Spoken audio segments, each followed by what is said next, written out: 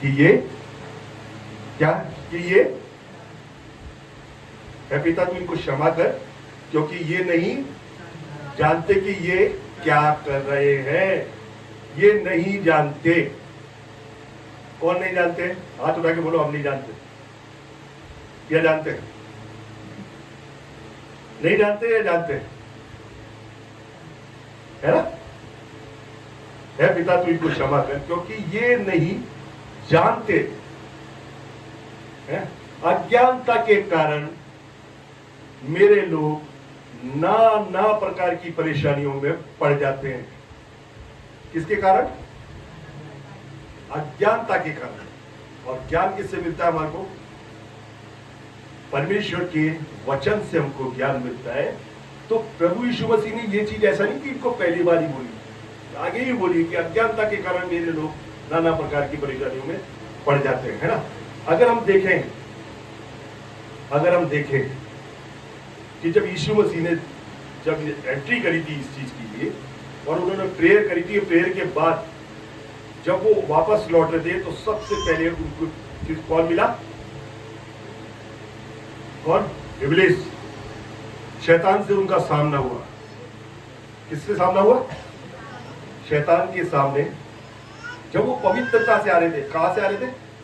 Full सामर्थ से भर के आ रहे थे, तो उनको सबसे पहले कौन मिल गया? इब्लीस। उनको शैतान मिला, है ना? और उसने क्या कहा यीशु मसीह से? अगर कोई पढ़ दे उसको।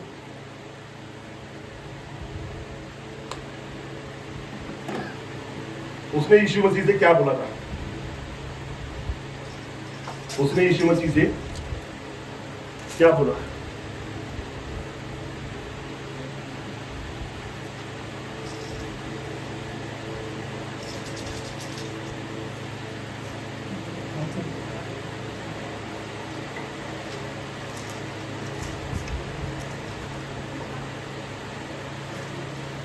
तब आत्मा यीशु को जंगल में ले गया ताकि इब्लीस से उसकी परीक्षा हो।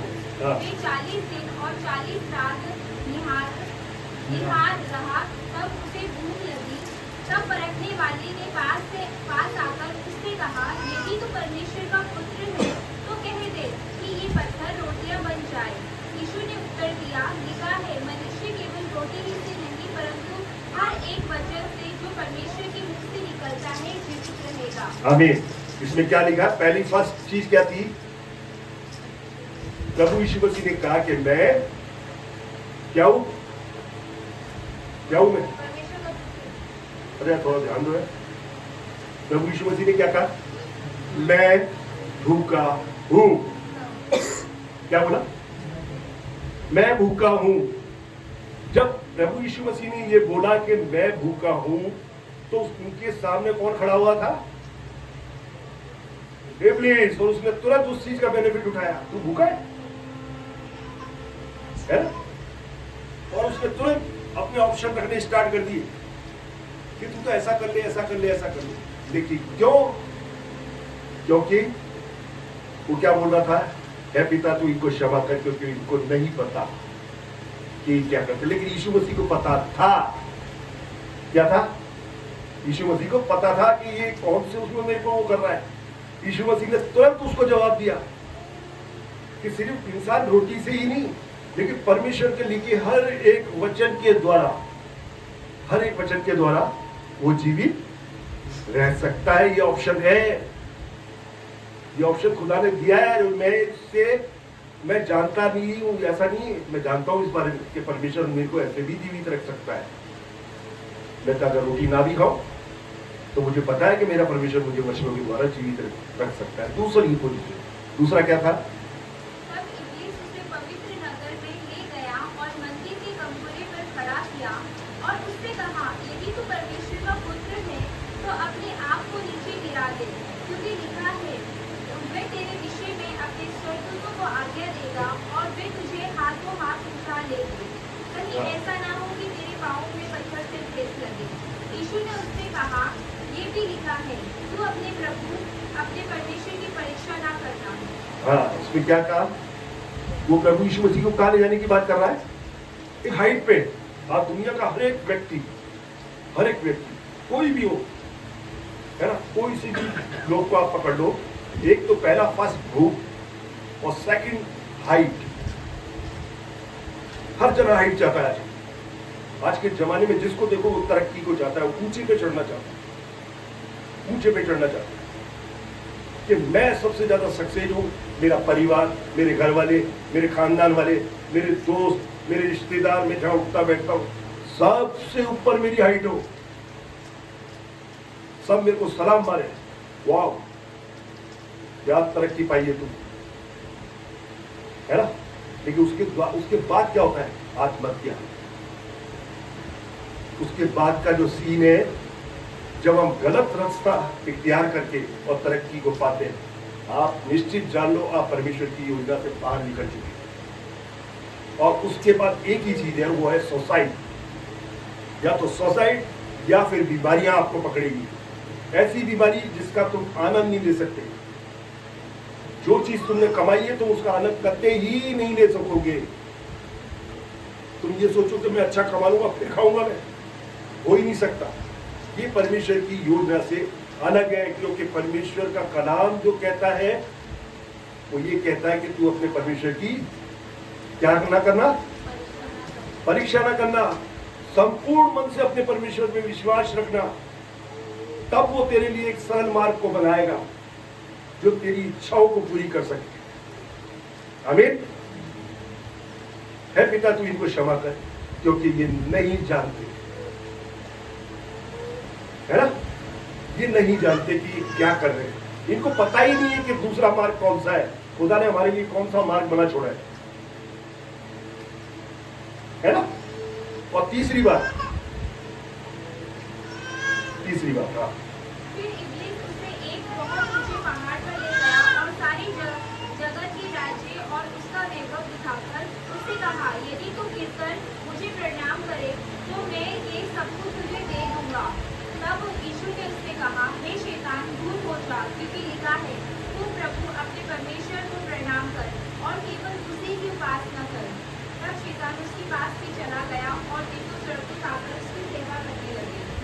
आमीन। यह स्पष्ट बात आ गई है ना। एक थी हाइट और दूसरा आ गया ये धन, है ना, ये आ गया ये धन, ठीक है ना।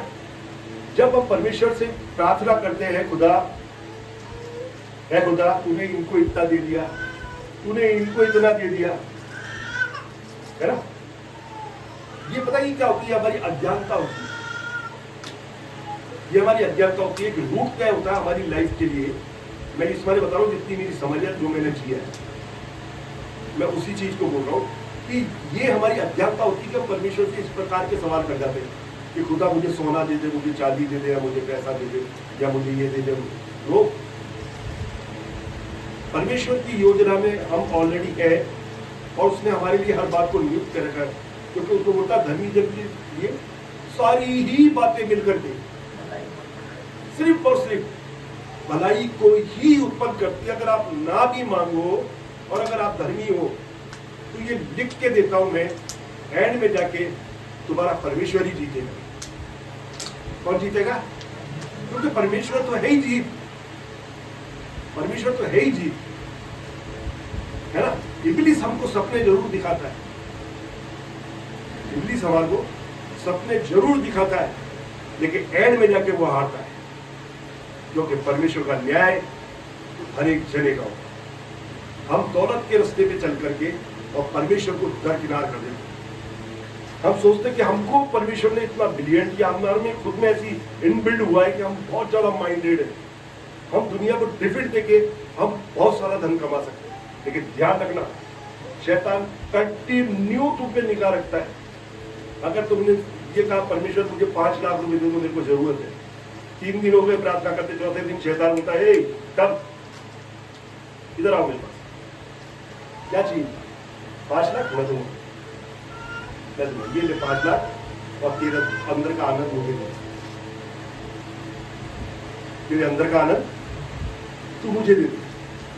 आज से तू दांत पीस, रो और परेशान, और साथ में तेरे को एक गिफ्ट देता हूं, कैंसर ले जा, ये मेरी तरफ से गिफ्ट है तुम्हें, 5 लाख तो ले जा, तेरी अंदर का आनंद मुझे दे दे, और साथ में एक और गिफ्ट देता हूं बम्पर प्राइज कि तू ये कैंसर साथ में लेके जा। क्यों? हम परमेश्वर की योजना से अलग हो गए, क्योंकि प्रभु यीशु मसीह कह रहा है, यहाँ पर स्टेटमेंट है उसका, है पिता तू इनको क्षमा कर क्योंकि ये नहीं जानते कि ये क्या करते हैं। हमको जानना जरूरी है, और ऐसा नहीं कि हम अज्ञानी हैं, हम हर एक जना वचन पढ़ता है और हर एक जना जानता है कि अच्छा क्या होता है और बुरा क्या है, परमेश्वर की योजना में क्या अच्छा होता है। क्या उसने बोला नहीं कि तू दूसरों के धन की लालच ना करना? बोला या नहीं बोला है?